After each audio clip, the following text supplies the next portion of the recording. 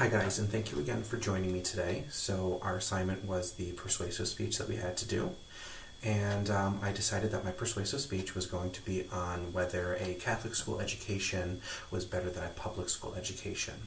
My argument is that neither is better than the other one. There are both advantages and disadvantages for each type of education, and hopefully through this speech I can make some of that clear for you, and I hope that I can persuade some of you to really look at the types of education that are out there and not do it basically solely on what maybe the statistics and everything are, but more on a personal belief.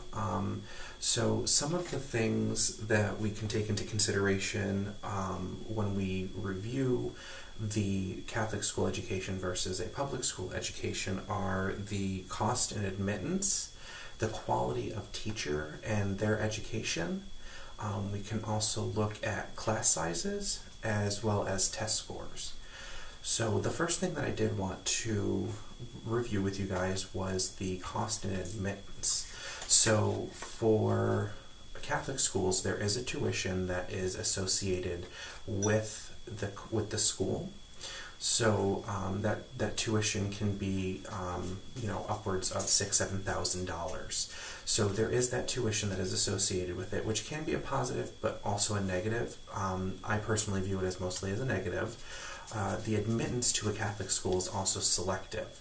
So according to the Notre Dame schools out in Utica, their website, they did advise that they will review applications for education at their school, but it will be on a selective basis to see if their educational goals can align with the students.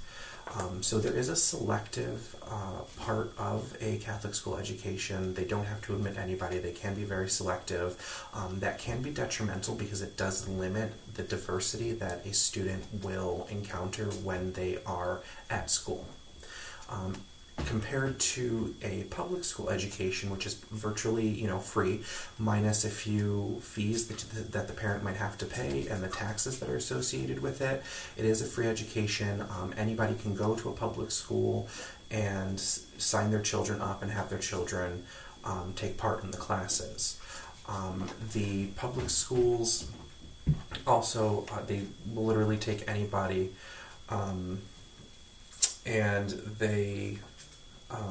their class sizes and everything can explode a little bit because of this, but we'll cover that later in this speech. Another area that we should consider is teacher education and the quality of their education. So for public schools, a minimum requirement is a bachelor's degree. And with that bachelor's degree, if you're actively teaching, you have to be moving towards having and achieving that master's degree.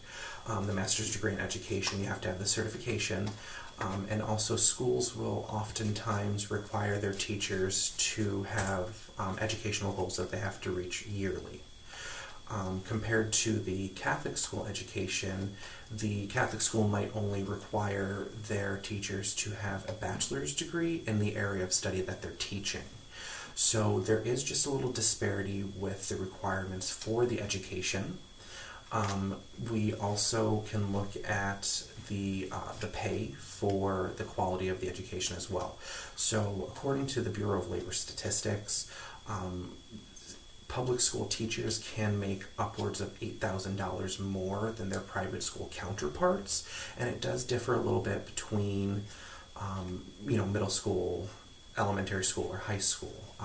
The pay can affect a teacher's drive to perform, to teach, and to educate. So if the pay isn't there, then sometimes teachers tend to drop the ball, and that can definitely affect a student's academic outcome. The third area that I did want to review was for the class size. So typically, in a Catholic school, class sizes are smaller, which can translate into more individualized attention. People, issues and problems may be caught earlier, they can be addressed, anything like that. When speaking with my father about his educational experience through a Catholic school. He just told me that because the classes were smaller, he did feel like he got that attention that he needed, and the class size was something that he did take into consideration when deciding to send his children to public or Catholic school. Now, with public schools, because they admit anybody, and because it's not determined about their student body isn't determined through active selection, the classes can tend to swell, especially in lower socioeconomic areas. So classes can have horrible teacher-to-student ratios. So that means less individualized attention and less catching of issues and problems that the students might have. And so for the final aspect that I did want to review was test scores. So whenever we think about Catholic schools, we always think about higher test scores, and that is a driving factor for most people to send their students or to send their children to Catholic school. But if you look at the lens of the test scores, yes, Catholic schools do outperform their public schools, but if you look at the background of the Catholic school students, they're coming from a higher socioeconomic bracket, and they also have more advantages that they have compared to their public school counterparts, who oftentimes are coming from lower socioeconomic brackets. They don't have the same advantages. When we look at the test scores through that lens, we see that public schools do make up some ground with their test scores.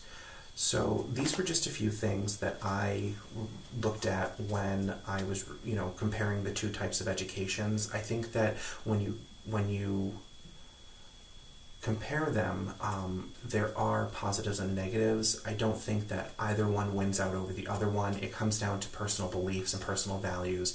It also comes down to how the school fits your student or fits your child. I do hope that you enjoy this speech. I hope that it helps you, look at the educational system a little bit more and with a little bit more of an open eye. Have a great day, guys.